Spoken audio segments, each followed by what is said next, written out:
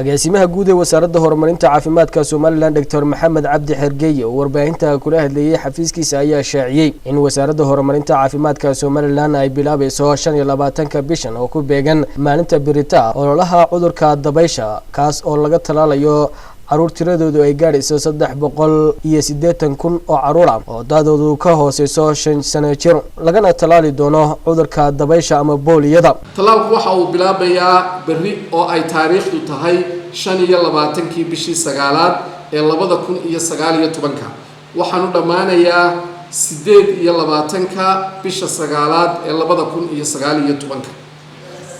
nooca talaalka la bixinaya waxa weeyaan talaalka nooca dhibcaha ah maaha kii irbada ahaa marka laba dhibcood ayaa ilmaha afka loogu dhibcinayaa. doorkan waxa aanu doonaynaa inaanu gaadhno ilaa 380 kun oo caruur ah oo ah caruurta ka yar da'da 5 sano.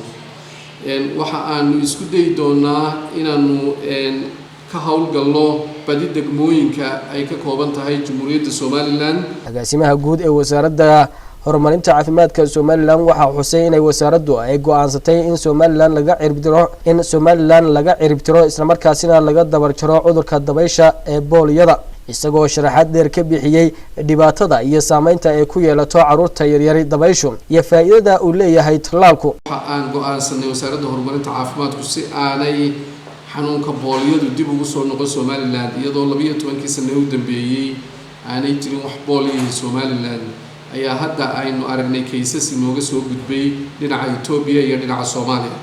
sidaa daraadeed waxay wasaaraddu go'aansatay in la joogteeyo talaalka cudurka dabaysha lagu ciribtirayo.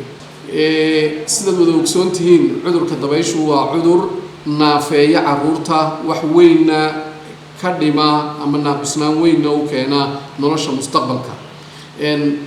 Soomaaliland waxa ay ku naaloonaysay muddooyinkii u dambeeyay oo dhan sanadihii u dambeeyay oo dhan in ay free ka ahayd cudurka dabaysha laakiin gobolka aynu ku noolahay oo ah gobol isku socodku badan yahay xaalado badan oo emergency ay inta badan jiraan waxa mar walba muhiim ah in loo diyaar garoobo in cases ay ka soo gudbaan wadamada aynu jaarka nahay oo meelo badan oo kamid ah ama ay ka jiraan duruufo ay deegaanku keenay ama ay ka jiraan dagaallo iyo iska horimaadyo taasoo wali uu xanuunku uu ka sii jiro. taas ayaa keenaysa in la soo celceliyo oo uu talaalku si routine ama si joogto ah u soo noqdo.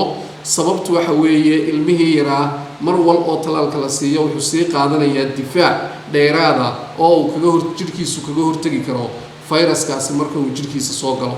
ugu dambeyntii agaasimaha guud ee wasaaradda horumarinta caafimaadka Soomaaliland Dr. Maxamed Cabdi Xergeeye waxa uu bulshada qaybaheeda kala duwan ugu baaqay in ay kala shaqeeyaan shaqaalaha ka socda wasaaradda caafimaadka ee ka shaqeynaya ololaha talaalka si loo talaalo caruurta yaryar ee soo koraysa.